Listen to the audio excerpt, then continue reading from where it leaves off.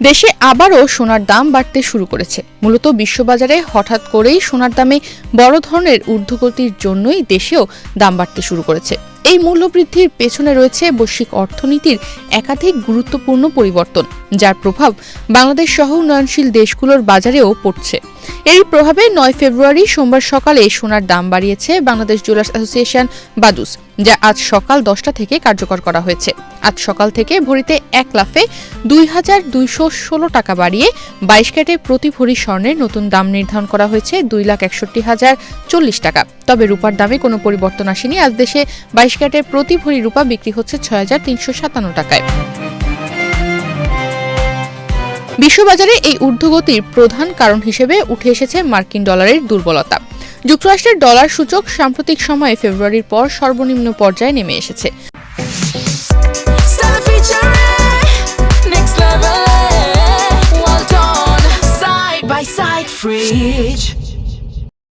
Dollar দুর্বল হলে ডলারের মূল্য নির্ধারিত পণ্য, বিশেষ করে সোনা, অন্যান্য দেশের বিনিয়োগকারীদের কাছে তুলনামূলকভাবে সস্তা হয়ে যায়। ফলে আন্তর্জাতিক বাজারে সোনার চাহিদা বাড়ে এবং দাম ঊর্ধ্বমুখী হয়।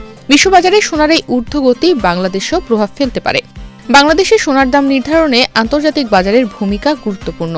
ফলে বিশ্ববাজারে দাম বাড়লে দেশের বাজারে স্বর্ণালংকারের দামও ধাপে ধাপে বাড়ার সম্ভাবনা তৈরি হয়। এতে করে সাধারণ ভোক্তা, বিশেষ করে বিয়ের মৌসুমে স্বর্ণ কেনার পরিকল্পনা করা পরিবারগুলো বাড়তি চাপের মুখে পড়তে পারে। একই সঙ্গে বিনিয়োগের দৃষ্টিকোণ থেকেও সোনার প্রতি মানুষের আগ্রহ বাড়তে পারে। ব্যাংকিং খাতে অনিশ্চয়তা, মূল্যস্ফীতির চাপ এবং ডলারের অস্থিরতার কারণে অনেকেই সোনাকে নিরাপদ সম্পদ হিসেবে বিবেচনা করেন। বিশ্ববাজারে দাম বাড়লে বাংলাদেশেও সোনা সঞ্চয়ের প্রবণতা বাড়তে পারে, যা বাজারে অতিরিক্ত চাহিদা সৃষ্টি করবে। সোনার দাম বৃদ্ধির আরেকটি গুরুত্বপূর্ণ প্রভাব পড়তে পারে বৈদেশিক মুদ্রার উপর। বাংলাদেশ সোনা আমদানি নির্ভর দেশ। দাম বাড়লে একই পরিমাণ সোনা আমদানিতে বেশি ডলার ব্যয় করতে হবে, যা বৈদেশিক মুদ্রার রিজার্ভের ওপর অতিরিক্ত চাপ সৃষ্টি করতে পারে। ইতিমধ্যে ডলার সংকটে থাকা অর্থনীতির জন্য একটি গুরুত্বপূর্ণ উদ্বেগের কারণ হয়ে উঠতে পারে।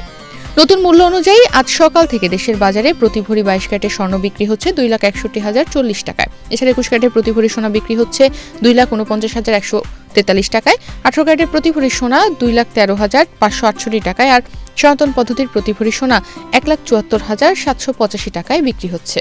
গত কয়েক বছর ধরে বলতে গেলে ধারাবাহিকভাবেই বেড়েছে সোনার দাম। তবে 2026 সালের শুরুতে দেশের বাজারে 22 ক্যারেটের প্রতি ভরি সোনা 2,24,182 টাকায় বিক্রি শুরু হয়।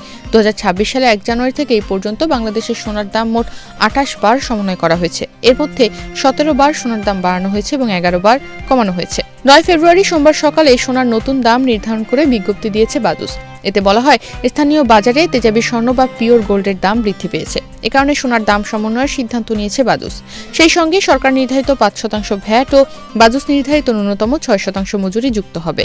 আবার গহনার ডিজাইন ও মানভেদে মজুরিতে তারতম্য হতে পারে। গতকাল দেশে 22 ক্যারেটের প্রতি ভরি সোনার দাম ছিল 2,58,824 টাকা। এছাড়া 21 ক্যারেটের প্রতি ভরি সোনা 2,47,044 টাকা। 18 ক্যারেটের প্রতি ভরি সোনা 2,11,760 টাকা। আর সনাতন পদ্ধতির প্রতি ভরি সোনা 1,73,327 টাকায় বিক্রি হচ্ছিল।